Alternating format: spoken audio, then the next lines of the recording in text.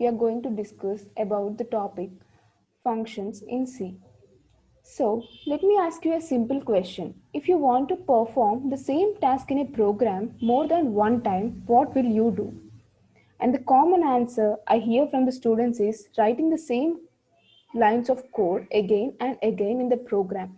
So, let me show you what will happen if you repeat the same lines of code again and again in the program.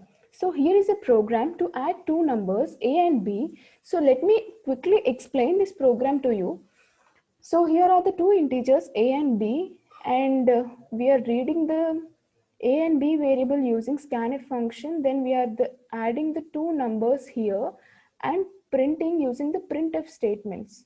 So let me run this, and the compiler is asking me to enter the two numbers. Let me enter 3 and 4, and the result is 7. So what if I want to add three set of numbers? For example, I want to add 3 and 4, 5 and 6, and 7 and 8. And if we are repeating the same lines of code again in the program, the lines of the program is increased, right? So we'll run and we'll see what will happen. So it is asking me to enter the numbers. I'm entering 5, 6 as I said before, and addition of two numbers is 11, and I'm entering 6, 7. It is giving the result as 13, and again it is asking me to give two numbers. I'm giving 8 and 9. So it is giving the result 17. So if I repeat the number of lines again and again, the number of lines in a program is being increasing. So instead of repetition of same lines, we can reduce the number of lines in a program by using the functions. So quickly we'll see what is the definition of the function. So simply a function is a block of code to perform a task, or we can say function is a set of instructions to perform a simple task. So before discussing the example, I will tell you the types of functions and components in a function. First, the types of the functions are, there are two types of functions. First one is the predefined functions, or we can say the built-in functions, and the second one is user-defined functions. So first we'll see what is predefined function. So a predefined function is the function in which the code is defined in the header files. For example, we have printf and scanf function here, in which the lines of code of printf and scanf function is being defined in the studio.h. We'll use stdio.h in each and every program where we'll use printf and scanf, right? So what does stdio.h mean? I want to know this answer from you actually. Yes, correct. Standard input and output dot h. So printf and scanf are the two standard library functions, are the two standard library input and output functions we have in C language, right? Yeah. So what we'll do in a program, we can simply call the function printf in a C program, and we can use it. And we'll simply call the scanf function in a program, and we'll simply read the numbers. We'll not define any code, right? The code is being already defined in stdio.h. And same scenario happens in putS or getS functions also. We'll use string.h library function there.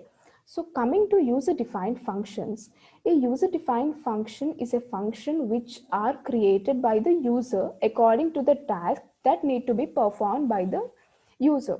So this is the syntax of the function. That is the user-defined function. Before explaining about the syntax of the program, I'll tell you the components of the function. So it will be easy for you to understand the syntax of the program. So there are three components that are associated with the functions, that are the declaration part, function definition, and the calling statement. So simply I can say that we should define a function, we should declare the function, and we should call the function. Okay, so the three things are, please repeat: declaration, definition, and calling. Okay, so then we'll see the syntax of the function. First thing, we'll have in a function is the return type, that is the void or integer or float, based upon which value the function is going to return. For example, the addition of two numbers may return integer type of value. There we'll have int as a keyword. If the function is returning string type, for example, any name, for example, my name, Manasa, then the return type will be the string here. So the return type, then we'll have the function name. What is the function name? Any user defined name. For example, here we can have addition as the function name and opening and closing parenthesis. Then we'll define the actual code which we want to repeat in the function. That is a set of statements. Okay. Now we'll see the example.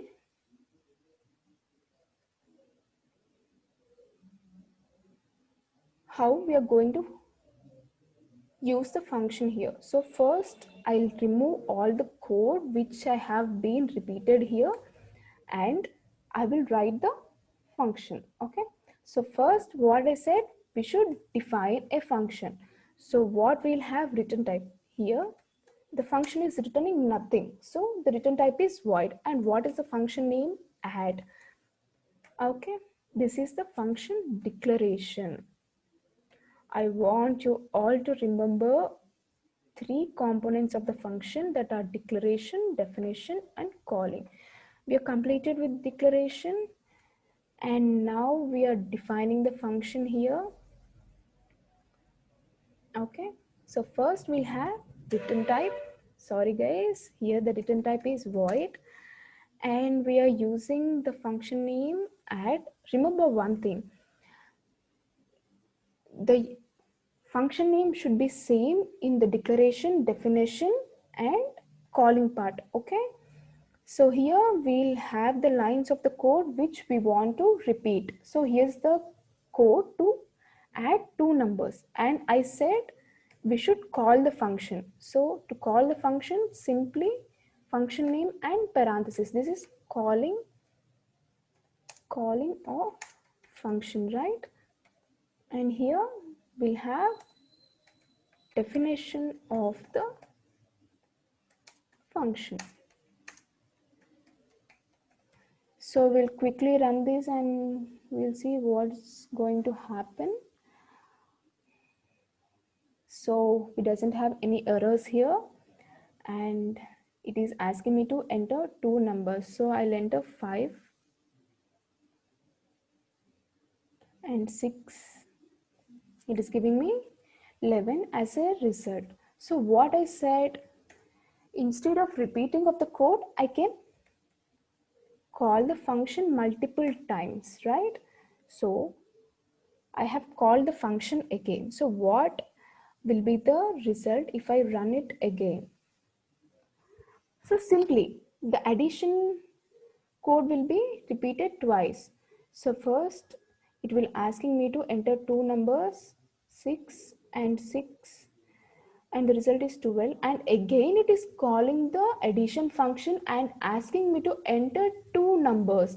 So here I am entering 7 and 7 and the result is 14. So if I write again the addition function, it will asking me to enter the three set of the numbers and it will perform addition for three numbers. So I hope you have understood the concept of using functions, right? Yeah. So we'll go to the next thing. So here's the another example for the user defined function. Here there is a message function which is saying hello, and here we are calling the message function. Actually, we can skip the declaration part, guys. So if we define the function before the main function, we can skip the declaration part. So I'll show you.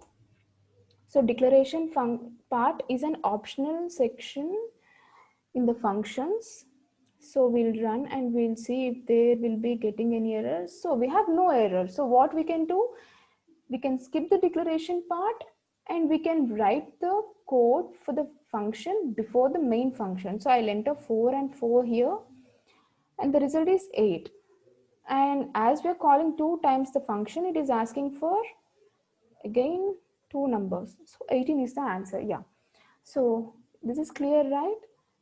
So we can skip the declaration part if we define the function before the